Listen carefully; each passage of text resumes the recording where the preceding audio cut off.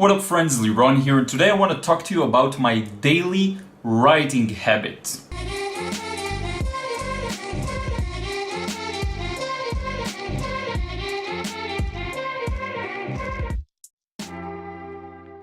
What up friends, Liron here. Thank you for joining me in another video. And today I want to talk to you about my daily writing habit and how it can help you and it can actually correlate to creating and making art. Okay, so some of you may know this, and I did mention this in a few comments in the past. What I do every morning, I have this routine. I wake up, I meditate, and I start to write. Write whatever came up in my meditation session, write whatever is on my mind. And by the way, a disclaimer, this video is not going to relate necessarily directly to art, definitely not directly to painting or sketching, or the raw skills necessary in these fields. So if you want to skip to the next video, don't watch this one, whatever it is. But if you're interested, stick with me here and I think it's going to be interesting. So what I do is basically write anything that's on my mind. This is a good way for me to turn my thoughts into something I can comprehend better, okay? And I know a lot of people actually have this, a lot of artists have this, this thing with writing, that writing helps them sort of organize their brain. And I find that this has so many benefits, not just in the short term, but also in the long term. So I just want to talk a bit about the two different types of benefits. So in the short term, what you have is, first off, you're putting things to paper, and immediately it makes your thoughts a little more clear. It verbalizes them. And now this is not for everyone, by the way. I think this is for people who like to express themselves with words and write things. Some people may be totally more visual and prefer to draw or sketch. Some people are more auditory, maybe they prefer to record themselves speaking. Some people may not find benefit in any of these. But if you're like me and you kind of like writing and expressing your thoughts on paper or even typing them in a computer, for me I like to handwrite in this specific example, then this may help you and this may come in handy. So first off, you're more familiar with your thoughts. You can see them better because you wrote them. Then you become more familiar with them. And lastly, you can view them for what they are. And this is something that relates a bit more to the long term, so I'm going to talk about that. But another sort of result of that, and of everything I mentioned so far, is that you also just feel better. You feel like you released some tension. Okay, this is at least my personal experience. Now, here we get to the more interesting part, which is the long-term benefits, and this is how I'm going to correlate it to art.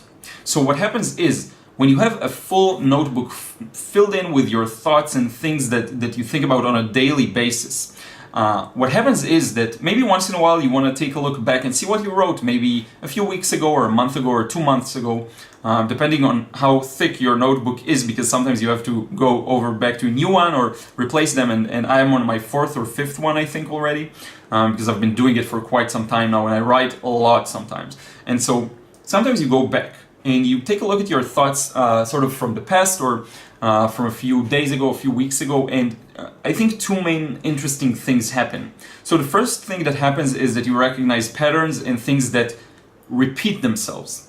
Now, when you recognize things that repeat themselves, it's very interesting because you become more familiar with your own sort of operation mode of the things that you are maybe consistently getting stuck on things that just take a lot of mental energy from you because you're thinking about them a lot, and maybe you have sort of a decision-making issue that you're not sure if you should do this or that or this or that, and you keep going back to that same motive. So first you recognize sort of recurring themes, and second, this is the first one, the second one, which is also pretty awesome, is that you see your thoughts in a more detached way. Okay, so a thought that you verbalized maybe 3 months ago, now that you read it, you sort of see it for what it is. It's almost as if someone else is reading what someone else is feeling what you're feeling.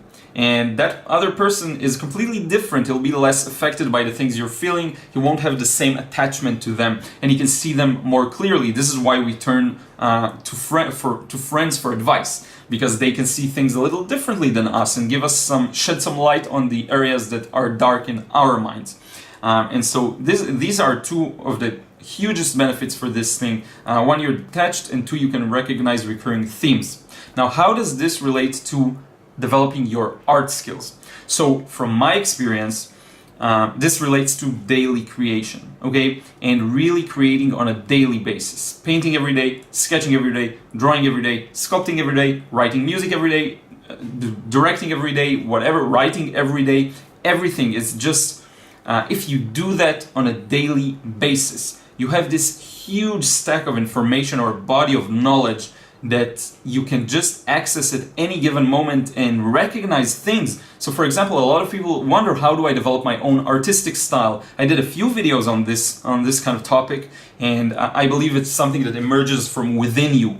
It's not necessarily something you sort of develop or find or things like this. You just hone your natural talents to the limit, to the maximum level, and this is how you find your personal style. So this is one way of finding it, because you see things repeating themselves. You start to see your own patterns in art making. Maybe you have, you probably have a few quirks that are your own. No one else does them the way you do. It's something that is unique to you, and when that happens, you're able to sort of say, this is my thing, this is my own thing, this is something I do and no one else does.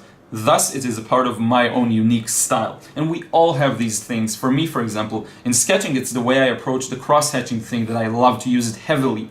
Or maybe it's a certain topic or subject that I choose, for example, the buildings and things like this, that I know I'm really enjoying. Okay, so just recognizing recurring patterns the same way as you do psychologically or of your thoughts, you can do the same with your art. Okay, now, the second thing is that you just view your work in a more detached way, and you may find that a painting you did a few months ago you thought back then was terrible, and now you look at it and you're like, man, I was pretty good. Or even the opposite, a painting you were like blown away by and you thought, wow, this is a real breakthrough for me. And then what happens is you see it after a few months and you're like, this is kind of my average now.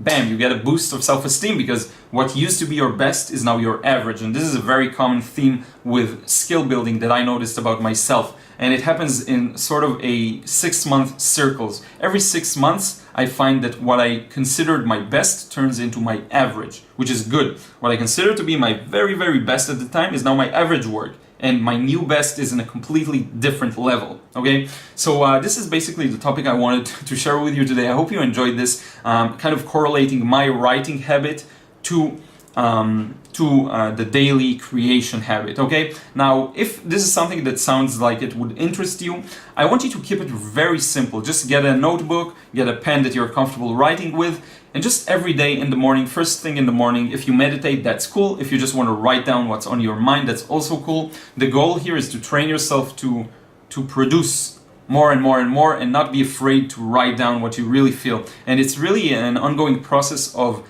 dropping some of the judgment, of the self-judgment that you may have on your own thoughts even, and just becoming more accepting of them.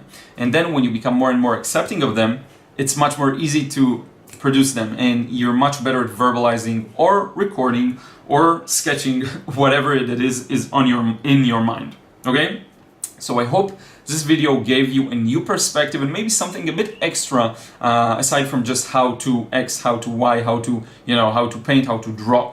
Let me know in a comment below what you think, and if you have a sort of a habit that makes you maybe stronger internally, something that you've been doing for a while. I'm really curious to hear. Let me know in the comments below, and if you have any questions, of course, feel free to. If you still haven't subscribed to my YouTube, do that, and follow me on Snapchat and Instagram, where I share mostly daily stuff, works in progress of me going outside and painting, and just my general life. I got new flip-flops, you can see it there. And this is it. I want to thank you so much for watching and for being a part of this channel, and I will see you again in the next video.